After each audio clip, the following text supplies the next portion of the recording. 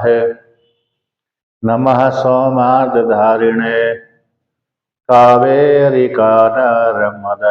पवित्रे समागमे सज्जनतारणाय सदैव मान्धातृपुरे वसन्तम् ओंकारमीशं शिवमेकमीडे। ओम शांति शांति शांति।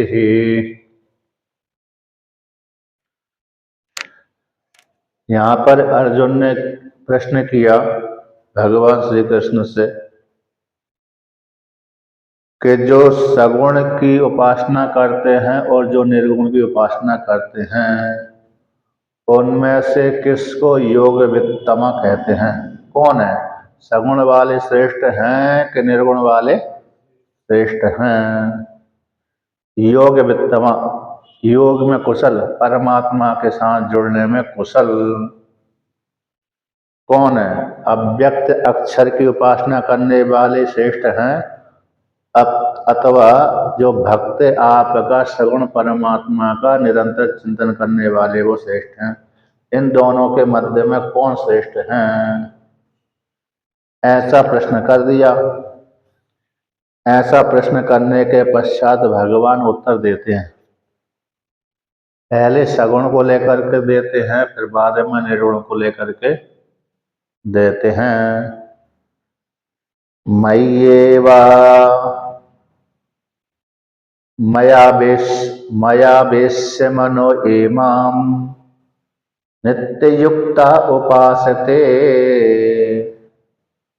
श्रद्धया परयोपेतास्ते मे युक्ते तमामतः। भगवान कहते हैं अर्जुन से, हे पार्थ, हे अर्जुन, जो साधक भक्त साधक साधिका मई आवेश्य मनो, ये कोई भी हो, स्त्री हो अथवा पुरुष हो, ब्रह्मचारी हो, गृहस्थ हो, वानप्रस्थ हो या सन्यासी हो, चार आश्रम वाले में से कोई हो, अथवा सामान्य स्त्री हो या सामान्य पुरुष हो, कोई भी हो, जो मुझ वासुदेव परमात्मा में मैं संपूर्ण जगत का सृजन करने वाला हूँ, ऐसे मुझ वासुदेव में जिन साधक साधिकाओं ने आवेश्य मनो, मेरे में मन को लगा दिया, प्रवेश करा दिया, अर्थात मां मुझ ईश्वर को, भगवान श्री कृष्ण कहते हैं अर्जुन से, हे पार्थ, मुझ ईश्वर को नित्ययुक्ता उपासने, नित्ययुक्ता अर्थात हमेशा मेरा ही चिंतन करते रहते हैं, सुबह से लेकर शाम तक मेरा ही चिंतन करते रहते हैं, और शाम से लेकर के सुबह तक। एक योग वासिष्ठ में श्लोक आता है, आसुप्ते रामृते कालम नयेद वेदांत चिंतया दध्यात न अवसरम किंचित कामादीनाग मनागपि। आसुप्ते सोने से पहले तक, अमृते मरने से पहले तक, जब तक सोया नहीं है व्यक्ति तब तक, जब तक व्यक्ति मरा नहीं है तब तक, आसुप्ते अमृते कालम, सोने से पहले तक के काल को और मरने से पहले तक के काल को, आसुप्ते अमृते कालम नयेद वेदांत चिंतया। कहते हैं यहाँ पर निरंतर क्या करते रहना चाहिए? वेदांत श्रवण करते रहना चाहिए। जिनको आत्मज्ञान नहीं हुआ, जिनको आत्मज्ञान नहीं हुआ, उनको के लिए ये श्लोक विधान करता है कि सोने से पहले और मरने से पहले काल तक वेदांत का श्रवण मनन निध्यासन करते रहना चाहिए। आसुप्ते रामृते कालम नयेद वेदांत चिंतये, ले जाए वेदांत चिंतये, वेदांत का चिंतन करता रहे। किंतु, तो किंतु कहते हैं जिसको आत्म तत्व की प्राप्ति हो गई, जिसको उपनिषदों के पढ़ने के बाद मनन निध्यासन करने के पश्चात आत्मज्ञान जिनको हो गया तो उनके लिए वेदांत चिंतन करने का कोई नियम नहीं है, क्योंकि उनको तो एक बार अविद्या का नाश हो गया, अब दोबारा के अविद्या आरोप नहीं होती। तो उनके लिए क्या है कि आज सुप्ते रामते कालम नयत वेदांत चिंतया दध्यात्मावसरम किंचित कामानादि नाम मनागपि।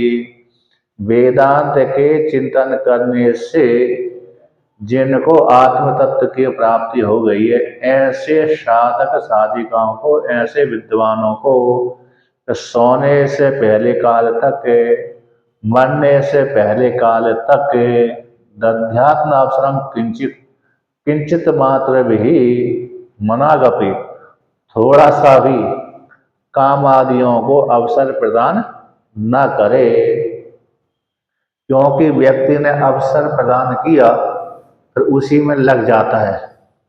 यदि कामनाओं के लिए उसने थोड़ी सी ढील दे दी तो फिर व्यक्ति कामना की पूर्ति में ही लगा रहता है, कामना की पूर्ति के लिए प्रवृत्त होता रहता है।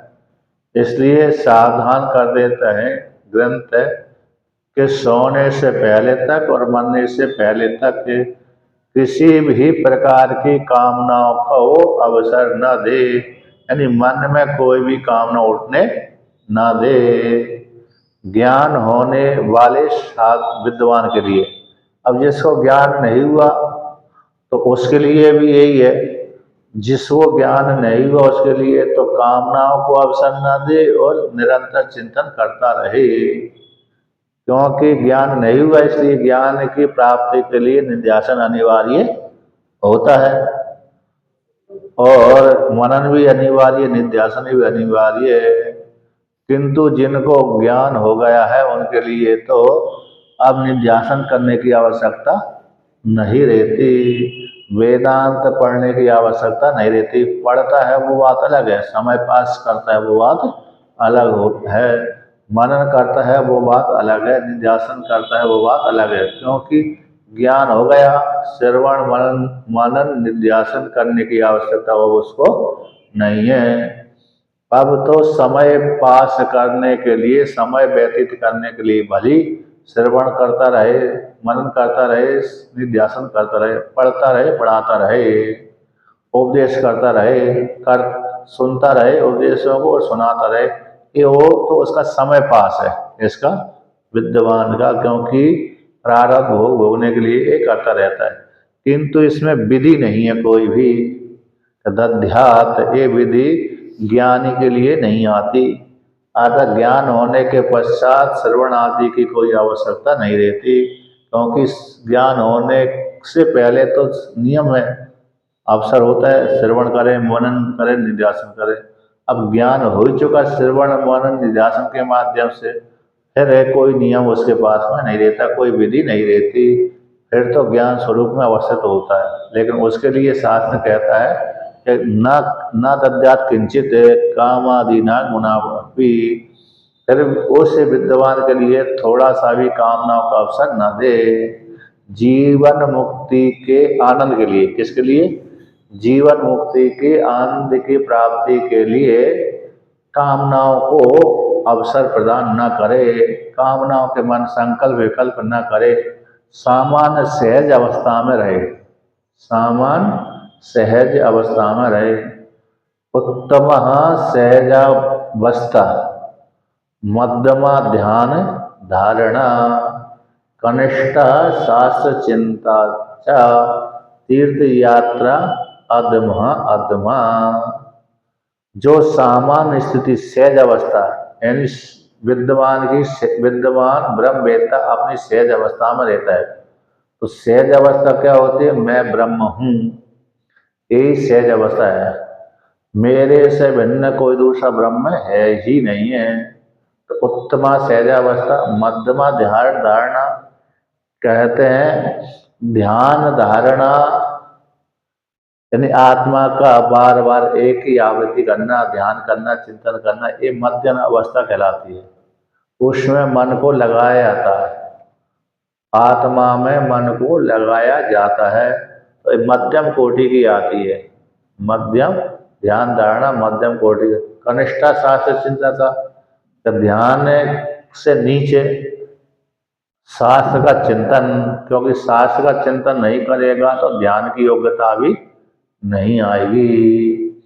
तो कनिष्ठ शास्त्र चिंतन कनिष्ठ कहलाता है, और तीर्थ यात्रा तो अधम से अधम कहलाती है, यानी और चौथी कोटि कहलाती है।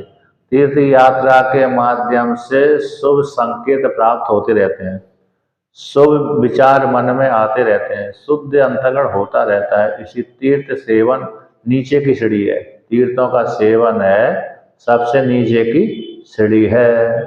अब तीर्थ सेवन के बाद थोड़ा अंतःकरण शुद्ध हुआ तो ग्रंथ पढ़ने की इच्छा हो गई, तो ये नीचे से थोड़ी ऊपर पहुंच गया, कनिष्ठ। अब उसके बाद फिर शास्त्र का अध्ययन कर लिया तो ध्यान की योग्यता आ जाएगी, तो मध्यम आ जाएगा, मध्यम अवस्था। फिर उत्तम है कि सहज रूप में अवस्थित हो जाना, ध्यान के माध्यम से ज्ञान हो जाता है, ध्यान करते करते करते समाधि लग जाती है, तो सहज अवस्था में अवस्थित हो जाता है, ये उत्तम कहलाता है। जैसे हर व्यक्ति के भगवान अलग अलग होते हैं, कोई व्यक्ति इसमें भगवान मानता है, कोई व्यक्ति दूसरे में भगवान मानता है। जैसे अग्निर्देव दुजाति नाम, अग्निर्देव दुजाति नाम मुनि नाम हृदय देवतम, प्रतिमा स्वल्प बुद्धि नाम सर्वत्र समदर्शी नाम। कहते हैं अग्निर्देव दुजाति नाम, दुजातियों का देवता अग्नि होता है, क्योंकि अग्नि में ही सारा कर्मकांड करते हैं, अग्नि से भोजन बनाते हैं, अग्नि में ही भोजन बनाते हैं, अग्नि में ही अग्निहोत्र आदि कर्म करते हैं, अग्नि से ही आहुति, अग्नि में ही आहुति डालते हैं, अग्नि में आहुति डालते हैं, अग्नि में ही अग्निहोत्र आदि कर्म करते हैं, तो अग्नि में ही हवन करते हैं, भोग लगाते हैं, और अग्नि से ही भोजन पकाते भी हैं। तो ब्राह्मणों को, दो जातियों को जिनका जनेऊ संस्कार हुआ और अग्निहोत्र आदि कर्म करते हैं, उनका प्रत्यक्ष देवता तो अग्नि ही है, यज्ञ कुंड की अग्नि। बाहर जो चूल्हे में सामान्य व्यक्ति जलाते हैं आग, तो उसके ऊपर लात रख देते हैं, लात दिखाते ना, ठंडी के समय में प्राय करके जो सावधान नहीं रहता वो आग के ऊपर लात रखता है, पैर कर देता है, तो दोष का हेतु कहलाता है वो, इसका दोष का, क्योंकि व्यक्ति ठंडी में कर ही देता है आग के, पैर भी दिखाता है और आग के ऊपर भी कर देता है, ठंडी लगती है, इसलिए सामान्य व्यक्ति कर देते हैं, तो कहते हैं वो दोष का हेतु कहलाता है, एक दोष अपराध बन जाता है। अब जानते हैं वो भी, नहीं जानते हैं वो भी, कुछ कुछ मालूम है लोगों को अग्नि के तरफ पैर नहीं दिखा, अग्नि में पैर नहीं डालना चाहिए, फिर भी ठंडी के कारण डाल देते हैं, तो दोष बन जाता है। लेकिन यहाँ पर जो शुद्ध अग्नि है उस पर लात नहीं दिखा सकते। कौन सी अग्नि? यज्ञ कुंड वाली अग्नि में भली हमको ठंड लग रही हो, चाहे कोई लग रही हो, वहां पर लात नहीं दिखा सकते, वो पूजित हो गई।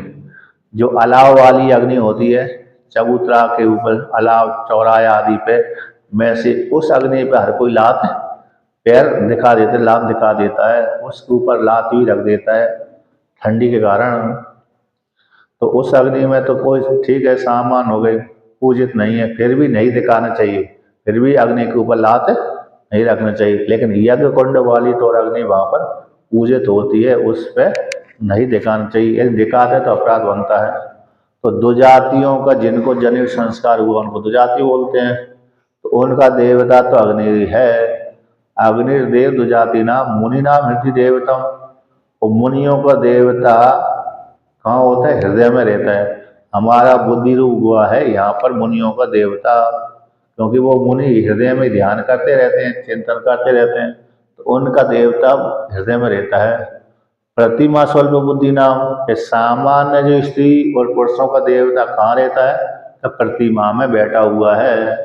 सामान्य स्त्री और पुरुषों को इतना ही ज्ञान रहता है कि हमारा भगवान तो मंदिर विशेष में बैठा हुआ है, तो भगवान कृष्ण वाली मूर्ति तो कृष्ण भगवान, राम वाली मूर्ति तो राम भगवान, विष्णु वाली मूर्ति तो विष्णु भगवान, शिवलिंग है तो शिव जी वाले भगवान। तो अल्प बुद्धि वालों का देवता तो प्रतिमा में रहता है। ज्ञानियों का देवता कहाँ रहता है? तो ज्ञानियों को सर्वत्र समदर्शी नाम, जिनकी बुद्धि सम हो चुकी है उनका देवता तो सर्वत्र विराजमान होता है। एक देश विशेष में उनका नहीं रहता है। यानी विद्वानों का, ब्रह्मवेत्ताओं का जो देवता है वो सर्वत्र रहता है, लेकिन मुनियों को देवता हृदय में निवास करता है। अज्ञानियों का देवता मतलब जो अल्प बुद्धि वालों का देवता मंदिर में निवास करता है, और दुजातियों का देवता अग्नि में निवास करता है। इस प्रकार से तो देवता की चार प्रकार के देवता बना लेते हैं। तो जो साधक अथवा साधिका मुझ वासुदेव परमात्मा में मन को प्रवेश करा देता है, नित्य हमेशा उपासना करता रहता है भगवान वासुदेव को, श्री कृष्ण को, राम को अथवा शिव को, कहते हैं श्रद्धा से करते हैं कि अश्रद्धा से?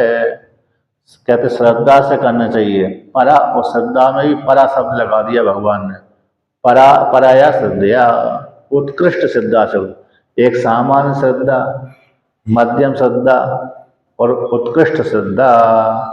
तो उत्कृष्ट श्रद्धा से युक्त होकर के भजन करता है। योग सूत्र में आता है व्यक्ति ये समाधि को शीघ्र कैसे प्राप्त कर लेता है और कैसे उसके विघ्न होते हैं। तरप तमप, तरप तमप और तर और सामान्य, तीन अवस्था का वर्णन कर देते हैं। एक सामान्य, एक तरप, एक तमप है। एक सामान्य प्रयास करता है, एक और ज्यादा करता प्रयास है, थोड़ा ज्यादा, एक सबसे उत्तम प्रयास करता है, एक सबसे ज्यादा उत्तम प्रयास करता है। तो जो सबसे ज्यादा उत्तम प्रयास करता है तो उसकी समाधि शीघ्र लग जाती है। जो कम प्रयास तरफ रूप से प्रयास करता है, ज्यादा ध्यान नहीं देता है, तो उसकी समाधि देर में लगती है। और जो और ज्यादा ही ढीला हो जाता है, ज्यादा ही आलस्य करता है, तो उसकी समाधि तो और बहुत देर में लगती है।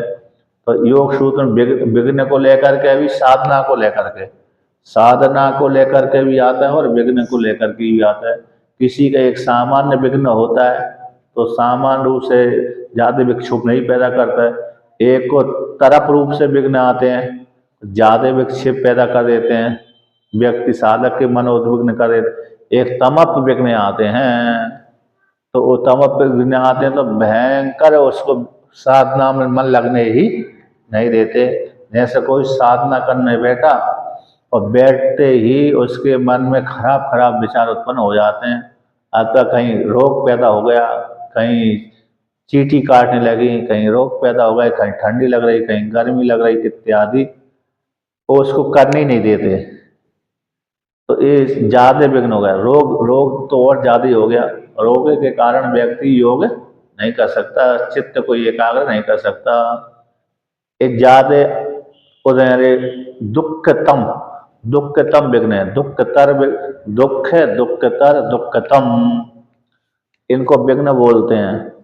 अंतर, अंतर और अन्य, अन्यतर और अन्यतम, ऐसे जो विघ्न होते हैं उसमें वहां पर गिनाए योग सूत्र में कम से कम 100 के आसपास विघ्न हो जाते हैं। और उसमें कई कई शब्द जोड़ दिए, थोड़े को लेकर के, मध्यम को लेकर के, उत्तम को लेकर के। थोड़े के 3 भाग कर दिया, मध्यम के 3 भाग कर दिया और उत्तम के भी 3 भाग कर दिया। तो वहां पर विस्तार 50, 60, 100 के आसपास कर देते हैं, कई कई शब्द जोड़ करके। सामान्य रूप से तो कहें तो विघ्न, विघ्नतर और विघ्नतम, ये 3 प्रकार से। उसी प्रकार उसी प्रकार साधना होती है, सामान्य साधना, सामान्य से सामान्यतर साधना और सामान्यतम साधना है साधना, फिर मध्यम साधना और उत्तम साधना। साधना और मध्यम साधना और उत्तम अथवा निकृष्ट साधना, मध्यम साधना और उत्तम साधना। तो उत्तम साधना से व्यक्ति शीघ्र लाभ प्राप्त कर लेता है। तो यहाँ पर भी कहते हैं पराया श्रद्धा, उत्कृष्ट श्रद्धा से युक्त होकर के जब मेरे में मन लगाता है तो शीघ्र ही मेरे में अवस्थित हो जाता है। तो पराया श्रद्धा उपासते, जो कोई भी साधक है अथवा साधिका मुझे वासुदेव में परा श्रद्धा से युक्त होकर के यानी उत्कृष्ट श्रद्धा से युक्त होकर के मुझ में मन लगाता है तो उसको मैं मानता हूं कि युक्ततम मता, युक्ततम है, यानी ये श्रेष्ठ है, सबसे श्रेष्ठ है। क्योंकि दो वर्णन किया था, आता था जो अव्यक्त की उपासना करते हैं और जो वासुदेव श्री कृष्ण में सगुण ब्रह्म में निरंतर चिंतन करते हैं, उन दोनों में कौन श्रेष्ठ हैं। तो भगवान ने कह दिया जो मेरे में मन लगा देता है और नित्य मेरा ही चिंतन करता रहता है श्रद्धा से युक्त होकर के, उसको मैं मानता हूँ कि ये युक्ततम है, यानी ये श्रेष्ठ हैं। कैसे श्रेष्ठ हैं? युक्ततम का तम प्रत्यय कर दिया, युक्ततम है नहीं अच्छी, मन को लगा दिया, इसी श्रेष्ठ हैं। अब यहाँ पर अव्यक्त को लेकर कहते हैं एतक्षरम अनिर्देश्यम अव्यक्तम पर्युपासते सर्वत्र गम चिंत्यम च कूटस्थे मचलम ध्रुवम सन्नियमेन्द्रिय ग्रामम सर्वत्र समबुद्धया ते प्राप्नुवन्ति मामेव सर्वभूत हिते रतः। किंतु तू शब्द के द्वारा विच्छेद कर दिया, किंतु जो साधक जो विद्वान अक्षर परमात्मा को, जिसको इदम के द्वारा नहीं बतलाया जा सकता, अनिर्देश्य, अनिर्देश, निर्देश बोल देते हैं ये ऐसा है, ये ऐसा है, घट इस आकार वाला है, पट इस आकार वाला है, ये जो आश्रम दिख रहा है इस आकार वाला है, निर्देश हो गया ना यहाँ पर। क्योंकि आश्रम में इतना ये आश्रम इतना लंबाई का है, इतना चौड़ाई का है, इतना ऊंचाई का है, इतने कमरे आदि हैं, इतना महल जो है सत्संग भवन इतना लंबाई चौड़ाई में है, तो आकार बतला दिया, निर्देश कर दिया, गति है यहाँ पर। किंतु जो परमात्मा अवयव वाला नहीं है, रूप वाला नहीं है, तो उसको निर्देश कैसे करें? तो इसलिए वो उसको कहते हैं अनिर्देश, जिसका शब्द आदि के द्वारा निर्देश नहीं किया जा सकता, शब्द आदि के द्वारा जिसका व्याख्यान नहीं किया जा सकता। ऐसे जो अक्षर परमात्मा अनिर्देश है और अव्यक्त, क्योंकि वस्तु का कथन करना व्यक्त का ही होता है, जो वस्तु होती है दिखती है उसी का ही व्याख्यान कर सकते हैं, और जो होती नहीं है दिखती नहीं है उसका व्याख्यान करें तो कैसे करें? जैसे गंध का व्याख्यान हम कैसे करें कि ऐसे रूप वाली होती है, ऐसे रंग वाली गंध होती है, ये व्याख्यान नहीं कर सकते, क्योंकि गंध में कोई रूप भी नहीं है और रंग भी नहीं है, अवयव आदि अवयव तो है उसमें, सूक्ष्म अवयव है, लेकिन समझ में नहीं आते उसका। सूक्ष्म गंध में सूक्ष्म अवयव होते हैं, लेकिन वो हमारी समझ में नहीं आते, क्योंकि सूक्ष्म अवयव ना हो तो नाक में नहीं जाएगी।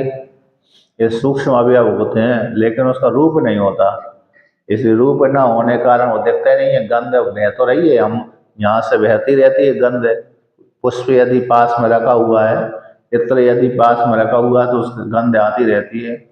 और पृथ्वी में गंध होती है, गंधवती पृथ्वी, पृथ्वी का लक्षण है गंधवती, इसलिए हमारे शरीर से गंध आती रहती है। क्यों? हमारा शरीर पृथ्वी प्रधान है, तो पृथ्वी प्रधान होने से हमारे शरीर में पसीना आदि की गंध आती रहती है, पृथ्वी में गंध आती है। तो दो प्रकार की गंध होती है, एक सुरभि एक असुरभि, एक सुगंधित एक दुर्गंधित। इत्र आदि के माध्यम से जो खुशबू आती है, सुगंध आती है, सुगंध कहलाती है, सुरभि कहलाती है। जो अन्न पसीना आदि के मल आदि के द्वारा गंध आती है वो दुर्गंध कहलाती है। जो वस्तु सड़ आदि जाती है उसमें दुर्गंध आती है। तो पृथ्वी कैसी होती है? गंध वाली होती है। अब गंध का रूप भी नहीं है, नाम तो कह सकते हैं लेकिन रूप नहीं है, तो इसकी वर्णन नहीं कर सकते कि ऐसे रूप वाली है, ऐसे रंग वाली है, ऐसे अवयव वाली है, दिखती नहीं है किंतु होती है। उसी प्रकार से यहाँ पर परमात्मा कैसे अव्यक्त है, व्यक्त नहीं होता और निर्देश का विषय नहीं बनता। ऐसा जो अक्षर परमात्मा, उस परमात्मा की जो साधक साधिका उपासना करते हैं, सर्वत्र गम चिंत्यम च, ऐसा जो परमात्मा सभी जगह गया हुआ है। सर्वत्र, सर्व शब्द कहने से ही सर्वत्र हो जाता, सर्व सभी जगह गया, पूरा स्थित है, सभी स्थानों पर स्थित रहता है। सर्वत्र गम, गया हुआ है। गमली गतौ धातु ज्ञान वाचक भी होती है, जाने अर्थ में भी होती है। सर्वत्र गया हुआ परमात्मा, और कैसे चिंतनीय है, चिंतन अकेला कर सकते हैं, व्याख्या नहीं कर सकते। ऐसा रूप वाला चिंतन तो कर सकते हैं। सुनऊ तात ए अकत कहानी, समुझत जात न जाय बखानी। समझ सकते हैं, चिंतन कर सकते हैं, लेकिन बखान नहीं कर सकते, व्याख्यान नहीं कर सकते कि परमात्मा इस आकार वाला है, ऐसा बखान नहीं कर सकते।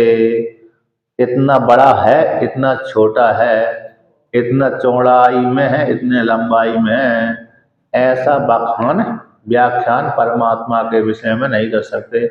समझ सकते हैं, चिंतन कर सकते हैं, लक्षित कर सकते हैं, लेकिन बखान उसका नहीं होता। सुनऊ तात ए अकत कहानी, समुझत जात न जाए बखानी।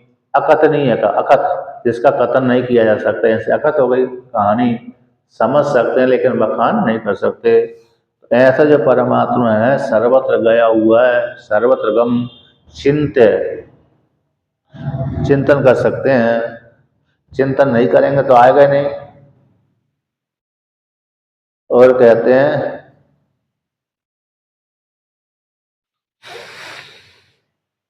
अच्छा यहाँ पर दूसरा सर्वत्र गम अचिंत्यम शब्द का प्रयोग कर देंगे। सर्वत्र गम अचिंतनीय, अचिंतनीय यानी तो एक बार यहाँ पर सर्वत्र गम अचिंत्यम च ऐसा प्रयोग कर दिया, सर्वत्र गम हो गया और अचिंतनीय हो गया। अचिंतनीय शब्द से यहाँ पर चिंतन ज्ञेय परमात्मा, जो जो परमात्मा स्वपादिक परमात्मा होता है, शब्द आदि का विषय बन जाता है। स्वपादिक जो परमात्मा होता है शब्द आदि का विषय बन जाता है सुषुप्ति अवस्था तक है। लेकिन सुषुप्ति अवस्था से परे जो परमात्मा है वो चिंतन का विषय नहीं होता, वो तो लक्षित मात्र होता है। इसलिए उसको कह देते अचिंत्यम, यहाँ से बोल देते हैं अचिंत्य बोल देते हैं।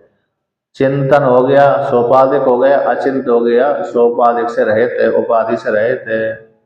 यहाँ पर सर्वत्र गम अचिंत्यम च, कूटस्थ है, कूट के समान स्थित है।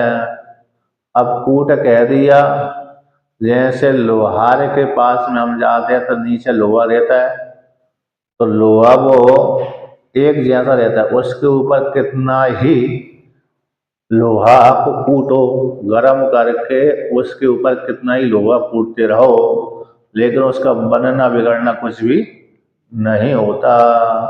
अब जिससे लोहा कूटा जाता है वो घन कहते हैं उसको, जिससे लोहा कूटा जाता है। लकड़ी का डंड रहता है, ऊपर थोड़ा सा लोहा बना रहता है, घन बोलते हैं उसको। अब घन को, घन से उस बीच का जो गर्म किया हुआ लोहा कूटा जाता है, तो गर्म किया हुआ लोहा तो आगे पीछे घटता रहता है, बढ़ता रहता है, चौड़ा होता रहता है, लेकिन जो नीचे स्थित है उसको कूट बोलते हैं, उसको बढ़ना बिगड़ना नहीं होता, और जैसा वैसे ही बना रहता है। जिसके द्वारा कूटा जा रहा है उस वो भी घटता बढ़ता नहीं है, ये दोनों ये ठोस है। इसे जैसे कूट नीचे का लोहा बड़ा मजबूत होता है, वो जैसे है पहले जैसे बन गया, जिस काल में बन गया तभी से जब तक काम करता रहता लोहा, तब तक वो उसी जैसा बना ही रहता है, उसमें विकार आदि ज्यादा उत्पन्न नहीं होते। उसी प्रकार से परमात्मा भी कूट के समान स्थित है। एक कूट शब्द से माया भी आती है, लेकिन यहाँ पर दृष्टांत कौन है? अचल के भाव में, तो कूट के समान परमात्मा स्थित है, अचल है, चलायमान नहीं होते। चल हमारा शरीर कहलाता है, आत्म प्राण चल होते हैं, किंतु आत्मा अचल होती है। अचल क्यों है? क्योंकि सर्वत्र है। यदि सर्वत्र नहीं होती आत्मा, व्यापक नहीं होती आत्मा, तो चल वाली जरूर हो जाती, किंतु आत्मा कैसी व्यापक है, इसलिए व्यापक होने के कारण आत्मा कहीं दूसरे देश में नहीं जाती। जैसे आकाश व्यापक होने के कारण दूसरे देश में जाता नहीं है, क्योंकि व्यापक है। अब व्यापक है तो फिर दूसरा देश उसके लिए है ही नहीं है कोई दूसरा देश।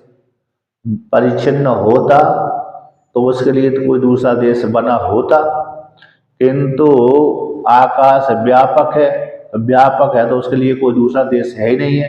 जब दूसरा देश है ही नहीं तो फिर जाएगा तो कहाँ जाएगा? कहीं नहीं जाता। जो वही वस्तु जाती है जो परिच्छिन्न हो और जिसके लिए दूसरा देश बना हो। परिच्छिन्न वस्तु ही एक देश से दूसरे देश को जाई जाती है, ले जाई जाती है, अथवा स्वयं चली जाती है। जो अपरिच्छिन्न वस्तु होती है, व्यापक वस्तु होती है, उसके लिए कोई दूसरा स्थान बना ही नहीं रहता, उससे बिना कोई दूसरा है ही नहीं है। फिर वस्तु को ले जाएं तो कैसे ले जाएंगे? तो दूसरी जगह वो नहीं जाती। इसलिए वो आत्मा कैसी है? व्यापक होने के कारण अचल कहलाती है और ध्रुव कहलाती है। आत्मा कैसी है? ध्रुव है। जैसे आपने ध्रुव तारा देखा हुआ है, हमेशा उत्तर दिशा में दिखता है। यद्यपि ये ध्रुव तारा तो उत्पत्ति विनाश वाला होता है। कैसा होता है? ध्रुव तारा तो उत्पत्ति और विनाश वाला होता है, क्योंकि हमेशा हमेशा के लिए ध्रुव तारा नहीं रहता। जैसे पृथ्वी है वैसे ही ध्रुव तारा भी ऐसा ही है। पृथ्वी भी हमेशा हमेशा के लिए नहीं होती, महाप्रलय में पृथ्वी का नाश हो जाता है। उसी प्रकार से ध्रुव तारा का भी महाप्रलय में नाश हो जाता है। महाप्रलय में तो चेतन आत्मा को छोड़ करके, अनिर्वचनीय माया को छोड़ करके और कोई वस्तु शेष रहती ही नहीं है। अच्छा, ये जो जगत दिख रहा है, स्थूल वाला जगत दिख रहा है, स्थूल वाला जगत दिख रहा है, तो महाप्रलय होता है तो कहते हैं, शास्त्र कहता है कि माया परमात्मा विलीन हो जाता है, माया में लीन हो जाता है, माया परमात्मा में लीन हो जाती है। जैसे पृथ्वी जल में लीन हो जाती है, जल तेज में लीन हो जाता है, तेज वायु में लीन हो जाता है, वायु आकाश में लीन हो जाती है, आकाश माया में लीन हो जाती है, और माया परमात्मा में अनिर्वचनीय रूप से कल्पित है। तो ये स्थूल जगत जो कहाँ के किस प्रकार से परमात्मा में लीन होकर के दिखता नहीं है, परमात्मा में स्थित होकर के दिखता क्यों नहीं है? स्थूल जगत दिखने चाहिए ना इसको, लेकिन दिखता नहीं है। कहते जैसे स्वप्न में जगत दिखता मात्र तो है लेकिन स्थूल होता नहीं है वहां पर। जैसे स्वप्न में जगत स्थूल सा दिखता तो है, स्थूल सा प्रतीत तो होता है लेकिन होता नहीं है स्थूल। उसी प्रकार से ये पंचभूत भी माया से उत्पन्न हुए और माया उस परमात्मा में अत्यंत सूक्ष्म रूप से रहती है, अनिर्वचनीय रूप से रहती है, दिखती नहीं है स्वतंत्र रूप से। इसलिए वह दिखती मात्र है, स्वतंत्र। और जैसे माया, माया का कार्य, माया और माया का कार्य हम लोगों को तो सिर्फ मात्र माया का कार्य दिखता है, हम लोगों को मात्र माया का कार्य दिखता है, माया नहीं दिखती। तो माया कौन है? अविद्या, अज्ञान, एक तरंग विशेष, शक्ति विशेष, शक्ति विशेष है, उसका कोई आकार वाला नहीं, आकार विशेष नहीं है, तो इसी को ही माया कहते हो। जैसे सामान्य लोग पुरुष कह देते कि स्त्री माया है, ये रूढ़ हो जाते ना। सामान्य क्या बोल देते हैं? पुरुष बोल देते हैं स्त्री माया है। अब स्त्री कहती है कि पुरुष माया है ना, स्त्री कहती है पुरुष माया है, पुरुष कहता है स्त्री माया है। ये सामान्य व्यक्तियों के मन में धारणा है, लेकिन माया का स्वतंत्र कोई आकार विशेष नहीं है, ऐसी आकार वाली हो, बस उसका कार्य हमको दिखता है। कार्य कौन सा दिखता है? ये पृथ्वी आदि उसके कार्य दिखते हैं। अब इसी यही माया के लिए नहीं है। अब उस माया के कार्य से हम कैसे दिखते थे? कर्ता भोक्ता जाने जाते हैं, अपने को अज्ञानी मान लेते हैं माया के कार्य के माध्यम से। लेकिन माया स्वतंत्र हमको दिखती नहीं है, अनुमेय कहलाती है। सांख्य दर्शन वाले भी प्रधान प्रकृति को अनुमेय बोलते हैं, अनुमान के द्वारा सिद्ध करते हैं। चक्षु इंद्रिय का विषय नहीं बनती, क्योंकि चक्षु इंद्रिय का विषय तो हम लोगों को मात्र उसका कार्य दिखता है। हाँ, योगी अकेला इस माया को, यानी सत्वगुण रजगुण तमगुण को दिव्य दृष्टि के द्वारा जान लेता है। तो लेकिन जानने के पश्चात तो उनको पारमार्थिक रूप से सत्य नहीं मानता, क्योंकि पारमार्थिक रूप से सत्य मानेगा तो फिर तो महाप्रलय कभी होगा ही नहीं। तो इसलिए अनिर्वचनीय रूप से ही मानता है जब धारणा करते हैं। वेदांत की दृष्टि से, वेदांत की दृष्टि से जो सत्वगुण रजगुण तमगुण तीन गुण वाली माया है वो अनिर्वचनीय रूप से जानी जाती है। लेकिन योग की दृष्टि से कहेंगे तो सत्वगुण रजोगुण तमोगुण वाली जो प्रकृति है वो बनी रहती है। उनके मत में अरे प्रकृति भी बनी रहती है, अनिर्वचनीय उनके मत में नहीं होती। प्रधान प्रकृति सांख्यवादियों के मत में अनिर्वचनीय नहीं होती, बल्कि सत्य रूप से बनी रहती और सूक्ष्म रहती है। सत्य रूप से बनी रहती है, सूक्ष्म रहती है। किंतु वेदांत में ही अकेली माया अनिर्वचनीय रूप से रहती है। तो शक्ति विशेष कहते हैं वो दिख, उसका कार्य हमको दिखता है, लेकिन वो कारण उसे हमको समझ में नहीं आती। तो बिना कारण के कार्य की उत्पत्ति नहीं होती। जैसे शक्ति है, अब शक्ति उसको अनिर्वचनीय इसी रूप से मानते हैं, क्योंकि न है इस प्रकार से नहीं कह सकते, क्योंकि ज्ञान के द्वारा बाद हो जाता है। नहीं है ऐसा भी नहीं कह सकते कि उसका कार्य दिखता है। माया नहीं है ऐसा भी नहीं कह सकते, क्योंकि उसका कार्य हमको दिख रहा है। पृथ्वी जल तेज वायु उसका कार्य है, इसलिए उसका नाश भी नहीं कर सकते। अथवा सत्य इसलिए नहीं कह सकते कि ज्ञान के द्वारा उसका बाद हो जाता है। सुषुप्ति में भी अविद्या तो रहती, समझ में नहीं आती, लेकिन समाधि में जब जाता है व्यक्ति तब वहाँ पर अविद्या नहीं रहती। जैसे जागृत अवस्था में, स्वप्न अवस्था में अविद्या विद्यमान, उसका कार्य दिखता है। सुषुप्ति में उसका कार्य नहीं दिखता, सुषुप्ति में उसका कार्य नहीं दिखता, और समाधि में तो दिखता ही नहीं। तो ज्ञान के द्वारा उसका बाद हो जाता है, इसलिए सत्य भी नहीं कह सकते। असत्य भी इसलिए नहीं कह सकते क्योंकि उसका कार्य दिखता है। इसलिए क्या मानते हैं? पर अनिर्वचनीय है, ना होकर के दिखना। लेकिन सांख्य आदि के मत के अनुसार वो बना रहता है, वो दिखती हमेशा रहती है, सत्य रहती है, अनुमेय रहती है। तो इस प्रकार से यहाँ पर कहा ऐसे जो परमात्मा ध्रुव है, यानी तीनों कालों में रहता है परमात्मा, लेकिन लोक विशेष जो होते हैं वो ध्रुव तो होते हैं, लेकिन परिच्छिन्न ध्रुव होते हैं। कैसे होते हैं? परिच्छिन्न, यानी कुछ काल तक रहते हैं, कुछ काल के बाद नष्ट हो जाते हैं। पृथ्वी कुछ काल तक रहेगी, कुछ काल के बाद नष्ट हो जाएगी। फिर महाप्रलय के बाद पुनः, महाप्रलय जब तक नहीं हुआ तब तक पृथ्वी रहती है, महाप्रलय के बाद पृथ्वी नष्ट हो जाती है। जैसे ही महाप्रलय ईश्वर ने की आरंभ किया, उसी काल में सारे प्राणियों को मार करके फिर पृथ्वी आदि को भी अपने में लीन कर लेता है। तो उस काल में परमात्मा समुद्र के जैसा अपने स्वरूप में अवस्थित रहता है। जैसे समुद्र अपने आप में रहता ही है ना, शांत है। उसी जैसे किसी तालाब का जल है, हवा नहीं, जब नहीं चलती है तालाब, हवा नहीं चलती है तो तालाब का जल कैसे रहता है? शांत रहता है तालाब का जल। यदि हवा चलती है तो उसमें क्षोभ पैदा होता है। जैसे मछली आदि जब चलती है तो जल में लहर दौड़ती है, लोड हो जाती है। जब मछली भी नहीं है उसमें, हवा भी नहीं चल रही, वायु नहीं चले, तो जल शांत रहता है। उसी प्रकार से परमात्मा भी महाप्रलय के पश्चात शांत सा रहता है, क्योंकि उस काल में सृष्टि आदि नहीं होती। जब परमात्मा को इच्छा होती है कि मैं सृष्टि करूं, तभी उसमें हिलोर पैदा होती है। जैसे जल के नीचे मछली जब नहीं चलती तो जल शांत रहता, जैसे ही मछली ने थोड़ा हलचल पैदा करी तो उस हलचल पैदा करने से जल में कैसी हलचल पैदा हो जाती है, जल में थोड़ा तरंग पैदा हो जाती है, हिलने लगता है जल।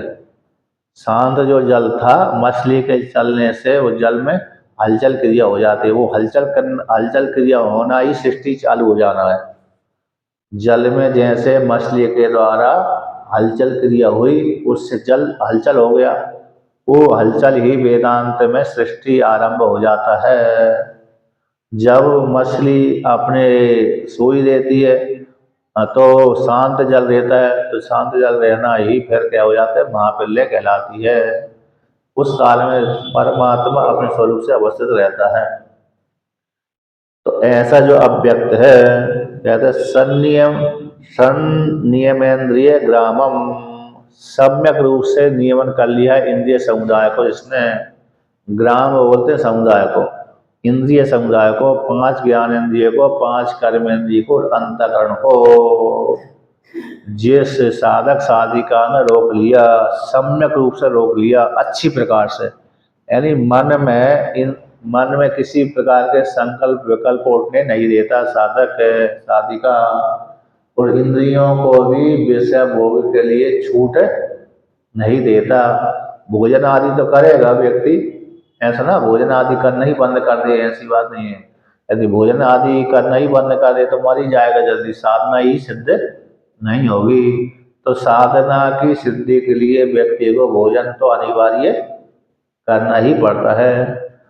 हाँ, लेकिन भोजन में अकेला ध्यान देना है कि भाई ना ज़्यादा खाए ना कम खाए, ना तामसी भोजन खाए, है ना, सम भोजन खाए, सात्विक भोजन करे, बासा आदि भोजन न खाए, क्योंकि बासा आदि भोजन भी तमगुण लाता है और तामसी भोजन भी तमगुण लाता है, और सात्विक भोजन कैसे शुद्ध मन में विचार लाता है, तमोगुणी भोजन मन में दूषित विचार लाता है, बासा भोजन भी मन में आलस से प्रमाद लाता है।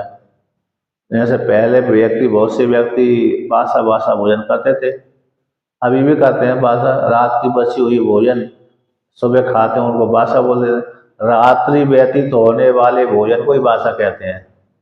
रात्रि व्यतीत हुई भोजन को बासा कह देते हैं। दिन में बस बना हुआ भोजन शाम तक खा लिया, है ना, 8-9 रात्रि के 8-9 बजे तक खा लिया तो बासा नहीं कहलाएगा। लेकिन जैसी अर्धरात्रि व्यतीत हुई, अर्धरात्रि चालू हो गई, अर्धरात्रि के बाद अर्ध जो रात्रि है, मध्य रात्रि है, उसके व्यतीत हो जाने पर वो बासा संज्ञा उसकी हो जाती है। इसी बासा भोजन करने वाले की बुद्धि मोटी होती है। जो बासा भोजन करता है उसकी बुद्धि मोटी होती है, जो ताज़ा भोजन करता है, शुद्ध भोजन करता है, उसकी बुद्धि सूक्ष्म होती है। तो तमोगुणी जो जिनकी बुद्धि मोटी होगी ना, वो ज़्यादातर बासा ही खाएंगे, सात्विक शुद्ध सात्विक बना हुआ नहीं खाएं। शास्त्र में तो वर्णन करते हैं, वर्णन किया है तो 3 घंटे तक का 3 घंटे से रखा हुआ भोजन को के अंदर वाला ही खा लेना चाहिए। 3 घंटे के भीतर, उसके बाद 3 घंटे बनने के पश्चात 3 घंटा व्यतीत हो गया भोजन को, इसके आगे बाद को उस भोजन को नहीं खाना चाहिए। यानी 3 घंटे से पहले पहले ही उसको भोजन को खा लेना चाहिए। जैसे व्यक्ति भोजन बनाता ही है, कब बनाता है, 8-9 बजे बनाता है, तो व्यक्ति 9-10 बजे तक खा लेता है, 1-2 घंटे बनने के 1-2 घंटे बाद व्यक्ति खा लेता है, तो वो शुद्ध सात्विक कहलाता है। थोड़ी ज़्यादा देर व्यतीत करके खाता है तो फिर उसमें संज्ञा परिवर्तन हो जाती है, थोड़ा ठंडा हो जाता है, तो ना ज़्यादा ठंडा ना ज़्यादा गर्म, मध्यम भाव से खाना चाहिए।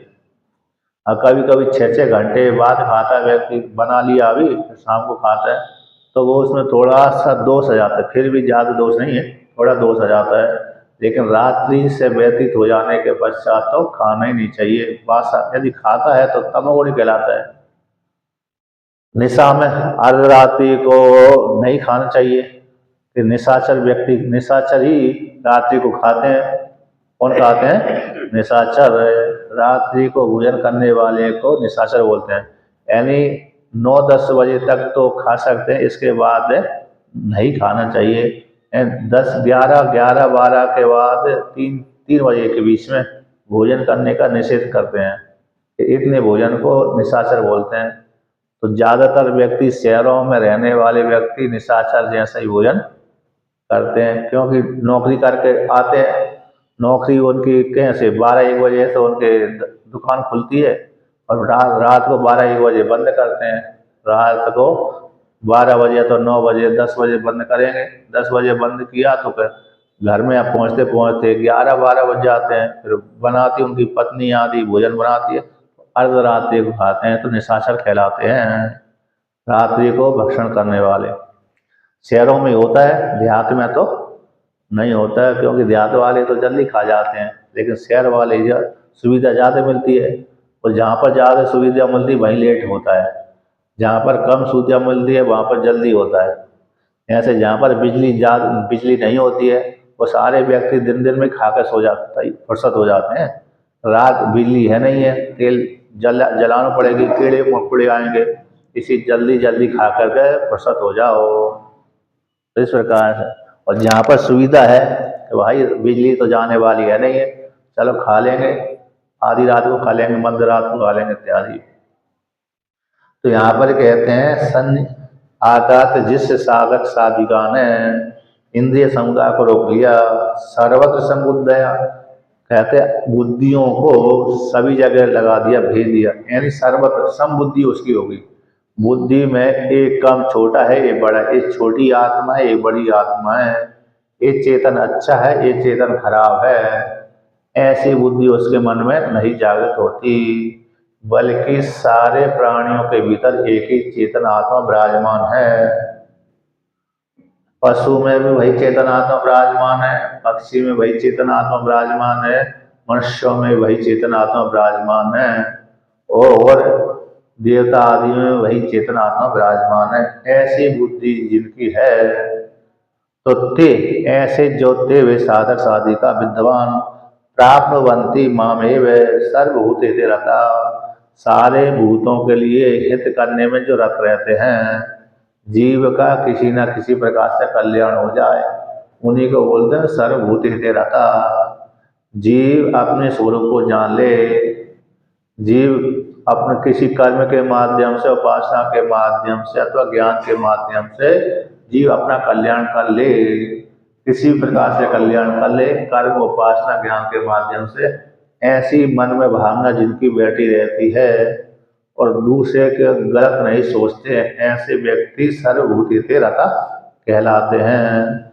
और बुद्धि भी उनकी शत्रु और मित्र में भी समबुद्धि रहती है। समबुद्धि का अर्थ हो गया, शत्रु में भी वही चेतन देखते हैं, मित्र में भी वही चेतन देखते हैं। जैसे सामान्य व्यक्ति नहीं मानता है शत्रु और मित्र में एक ही चेतन हो, ऐसा सामान्य व्यक्ति नहीं मानता, लेकिन शास्त्र को जानने वाला ही मानता है जो शत्रु में जो चेतन है और मित्र में जो चेतन है दोनों एक ही हैं। हाँ, व्यवहारिक रूप से भेद है, व्यवहारिक रूप से भेद है, पारमार्थिक रूप से भेद आत्मा में नहीं है। तो व्यवहार में तो लड़ना झगड़ना सब चलता है, व्यवहार में तो लड़ना झगड़ना सब चलता है। व्यवहार में लड़ना झगड़ना ना हो तो फिर व्यवहार ही न चले। इसलिए उसके भीतर व्यवहार काल में भी चेतन दृष्टि जो रखता है, तो चेतन दृष्टि में भेद नहीं करता, चेतन में समान रूप से जानता, सभी के भीतर चेतन एक ही है। तो ऐसे जो साधक साधिका हैं, ऐसे विद्वान है, से प्राप्तवंती मामेवा, मुझ वासुदेव परमात्मा को प्राप्त हो जाते हैं। जो व्यक्ति इस प्रकार से चिंतन नहीं करता है, भेद बुद्धि पूर्वक चिंतन करता है, तो फिर वो मुझ परमात्मा वासुदेव को प्राप्त नहीं होते हैं। निर्गुण परमात्मा को, अव्यक्त परमात्मा को प्राप्त नहीं होते। भेद बुद्धि से उपासना करने वाले तो सगुण परमात्मा को जरूर प्राप्त हो जाएंगे। भेद बुद्धि वाले तो भेद पूर्वक उपासना करते हैं, वो सगुण परमात्मा को प्राप्त होते हैं। जो भेद से रहित परमात्मा की उपासना करते हैं, अभेद रूप से परमात्मा की उपासना करते हैं, तो निर्गुण परमात्मा को प्राप्त हो जाते हैं। तो इसलिए ये भगवान से अर्जुन ने पूछा था कि जो कौन युक्ततम है, यानी सगुण परमात्मा का चिंतन करने वाले श्रेष्ठ हैं क्या निर्गुण परमात्मा के? तो निर्गुण परमात्मा, सगुण परमात्मा की उपासना करने वाले श्रेष्ठ हैं, और निर्गुण परमात्मा की उपासना करने वाले तो मुझ रूपी ही हो जाते हैं, मुझ परमात्मा को ही प्राप्त हो जाते हैं, वो तो मेरी आत्मा ही कहलाते हैं। उनके लिए श्रेष्ठ नहीं कहलाते, श्रेष्ठ संग नहीं, बल्कि आत्मा ही वो हो गई। लेकिन भक्त श्रेष्ठ कहलाता है, भक्त श्रेष्ठ है, लेकिन विद्वान तो वो आत्मा ही है। इस प्रकार से भगवान कहते हैं ओम पूर्णमदः पूर्णमिदं पूर्णात् पूर्णमुदच्यते